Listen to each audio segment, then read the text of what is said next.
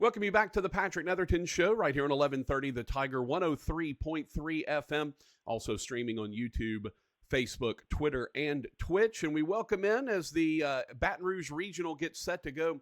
The LSU head coach, Beth Torina, joins us now. It's a pretty interesting regional. LSU, who obviously in the SEC, you're one of the best in the country. You've got a Nebraska team that's very interesting that is ranked in the top 25. You got a UConn team that has 35 wins. And you've got one of the most unusual teams you'll see that's just 20, 30 miles down the road from Baton Rouge, and that is Southeastern Louisiana. Obviously, I got to know very well at Northwestern State. Coach, first of all, congratulations on getting into the tournament. As you kind of start this second season, what's the excitement level like?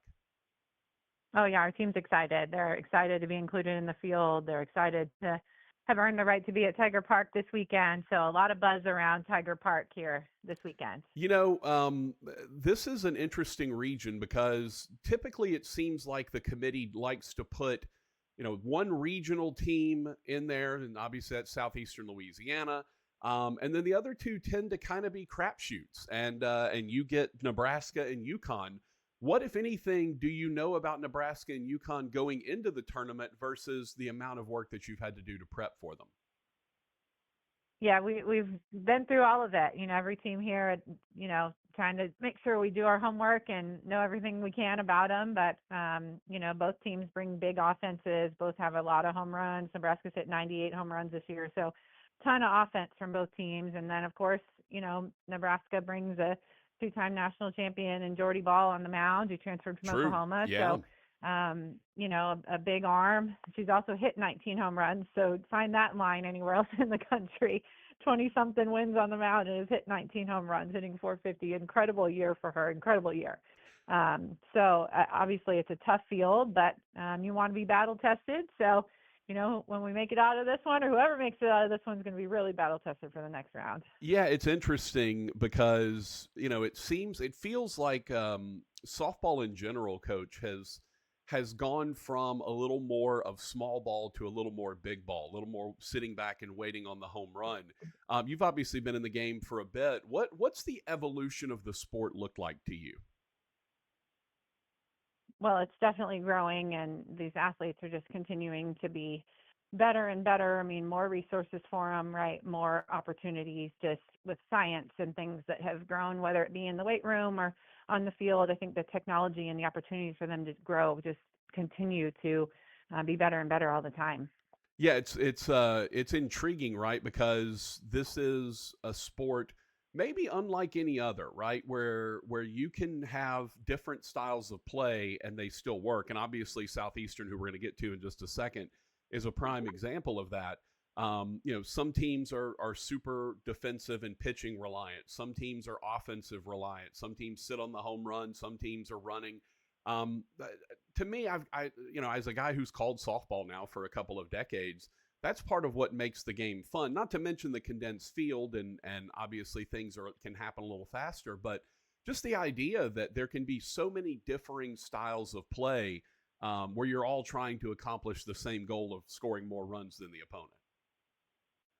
Yeah, and I think the cool thing about softball too is it kind of fits every person, right? In basketball, it's tough if you're not 6'3" to be a great basketball player. But if you look at a softball game, I think everybody can kind of find themselves out there, right? All girls that are playing at a young age can look on a field and see somebody that looks like them, which is a really cool thing about our sport is just everybody can find a place, whether you're a speed player or a power athlete or pitcher or, somebody that can run it down the outfield. I think there's a space for you in softball, which is really cool. Yeah, that is neat. Like, your leadoff hitter's 5'3", and then, someone shows up and they're 6'1", and they're playing the same sport, which is pretty incredible. You mentioned Jordy Ball in Oklahoma, and I want to go back a little bit when Oklahoma and Texas got added to the league. Is that boy, I'm really excited that, the league RPI is going to go up and it's going to be more, or is it, oh my God, why did we add Oklahoma to, why did we put Patty Gasso in this league? Like how do you go about getting ready for when your league decides it's going to add two more incredible programs and especially one of the best of the last decade? Well, I think the league was already tough, so I don't know if it can feel any tougher. I mean, maybe it did. Also, all the teams, in this league seem to have a great year this year and like compete really well. Everybody's just like firing on all cylinders. So, I think it was an already tough league that just continued to grow. So, I don't know if anybody felt that different about it, just because we were already, getting all 13 teams in the postseason and accomplishing a lot of really cool things. So, just continued to help us grow and get stronger. And it's been competitive since the day I walked in the door here at LSU and just continues to be. Yeah, it's not often when you can go 500 in a league and be considered one of the top 10 teams in the country, right? But that tells you the strength of the SEC. And, all the teams, the top 6 were all SEC teams. Like, on a week in, week out basis, what is it like trying to compete in a league that is that strong and that deep? Well, I think if you look at our last 15 games or so, we've played 6 of the top 7 in the postseason here. So, the top 6 seeds, I don't know the exact number here, but I mean, we've, our last 4 series being against A&M, who's the 1, Texas, who's in the, top, Florida, Arkansas, who are all both top 5s here in the postseason, and then the game against Oklahoma at the tournament. So, we've seen them all. We've competed against the best, so our team will be ready to go. All right, let's talk a little bit about your first round opponent, because obviously I know them very well. I call softball for ESPN Plus over in Natchitoches at Northwestern State, so I got to see Southeastern Louisiana 3 times. And you talk about an unusual team to prepare for, Coach. The not just the stolen bases, which they lead the nation, almost 200 steals on the year, but just their willingness and ability to take an extra base at any time in any circumstance. The number of you get a lazy throw from your right fielder, and guess what? The girl at second's going to third. You obviously have played them already this year, which is a bonus, but tell me about this system that Rick Freeman runs and making sure that your team is prepared defensively for how aggressive they are on the bases. Yeah, I mean, he's a really good coach, and you can see by the consistency that he's done this. It's not like this is the first time that they've done this stolen base deal, right? Mm-hmm. They've been this program, and he has different personnel every year, and he still fits them into this system, and is incredibly consistent with what he does. So he does a really nice job, and it is different than what we've seen in a bit. I think our goal is just to keep them off first as best sure. we can. Can't steal if you're not there. That's right. So, of course, that won't happen every time, but we have a great catcher in Macy Bergeron, one of the best arms in the game. So, if anybody can control the run game, it'll be her. And then I think our team is prepared and they'll be ready. We've done all we can to make sure they understand, but I know they've felt this from them before. And we play that game a bit too, probably not at the exact same level with stolen bases, but we've pressed people by taking extra bases and tried to use our speed a lot there too this year. So I think they understand the concept. Yeah. And that's, to me, that's one of the interesting aspects. It's rare, obviously I've called both softball and baseball for 20 years. So, softball is rare in that because the condensed field, there's opportunities there. And like I said, the number of times that Southeastern took an extra base just because someone wasn't paying attention. The third baseman had the ball and was sort of lazily, getting it back to the pitcher, and someone went from first to second. Like, that stuff happens, and they're uber aggressive. I'm curious, when you go into this as a coach in that regard, how do you go about teaching awareness like that? Not just offensively, but also defensively, to make sure, hey, let's not give up the extra base, or if we're there and we see an opportunity, let's take that extra bag. Well, I think that comes from just a high level of throw and catch. Our team, our infielders, or our team has good arms. So I think you can control some of the run game just by having good arms and being able to throw and catch at a high level. And maybe that sounds basic, but I think, we have a 70+ mile an hour arm at shortstop and a catcher and throughout the infield. I think you can control that run game a little bit more. Yeah. And obviously it helps to just be aware, right? Like you just want to be aware of where players are on the bases at any given time and watching to make sure that they're not trying to take advantage. Talking to Beth Torina, head coach of the LSU softball squad. They get set to take on Southeastern Louisiana, who's the 4 seed in the Baton Rouge Regional, Nebraska, the 2 seed, UConn, the 3 seed. Coach, what is scouting in softball like as you get ready to scout for? You obviously played Southeastern, which is an advantage, but Nebraska and UConn, teams that are outside of your league, teams you likely haven't seen. Maybe you've watched them one time on a game somewhere here or there. But what is scouting in softball like? We all know in football you're looking at opponents' plays. Hey, they like to run it 60% of the time, whatever. In basketball, they like to run flex. They like to run 5 out, whatever. What do you scout on the opponents in softball?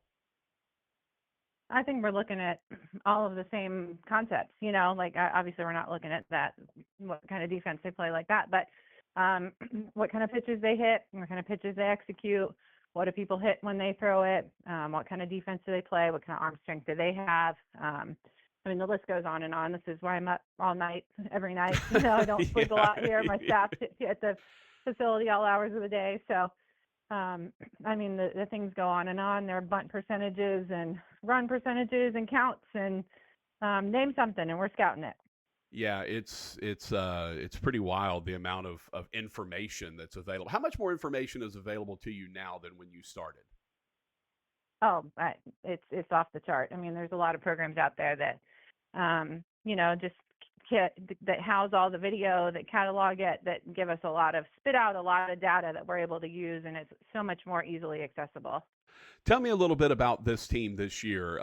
You mentioned you do run a little bit, which you're not afraid to do. Obviously, you're a team that's going to hit it well. You're a team that's going to pitch it well. You can see that. Berzon Heavner, who has had an incredible freshman year. Just, for those of us that may be tuning in, maybe we're casual fans, maybe we just haven't watched much LSU softball. What encapsulates what y'all do on the field?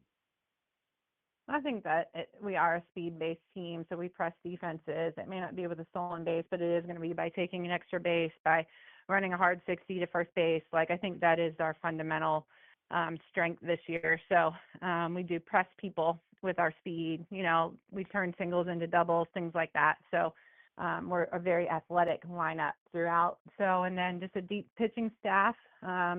This year, for the first time, includes a left-hander for the first time in 25 years of this program. And there you go. Jaden Heavner's had a great year for us as a freshman. And then we're led by a 2-time All-American, Sydney Berzon, on the mound. So it's a deep pitching staff and an offense that's shown that they can score in about any situation. How unique are left-handers in softball still? They're only unique to LSU. Okay. It seems like everybody else has them. So, and correct me if I'm wrong, Heavner threw a perfect game, right? Early in her first season. Time out. Her first time out. How do you where do you go from there, Coach? You can't go out your first time and throw a perfect game. You can't get any better. Little Miss Perfect.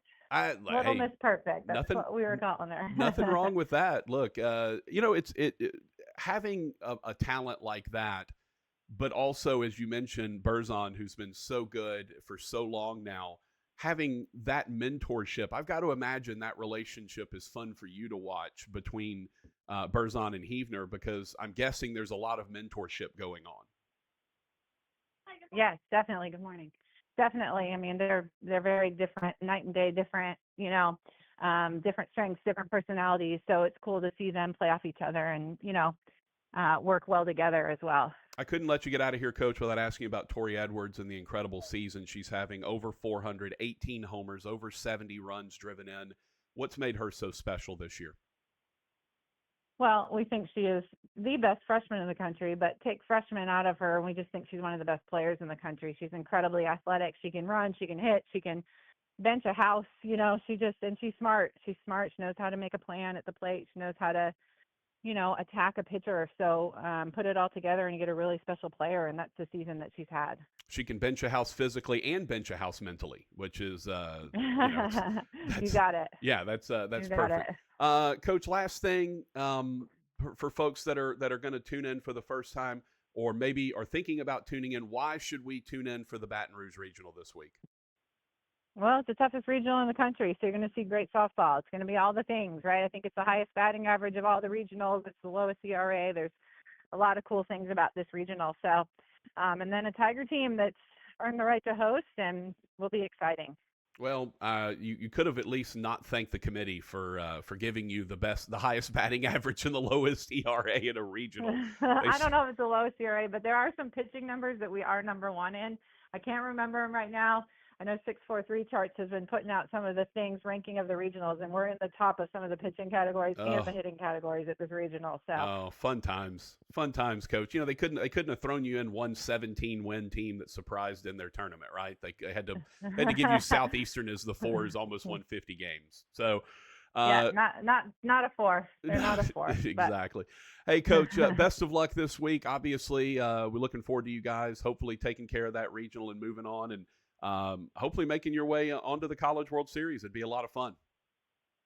Yes, thank you so much for the opportunity. I appreciate it. All right, that's Beth Torina, the head coach of the LSU softball squad.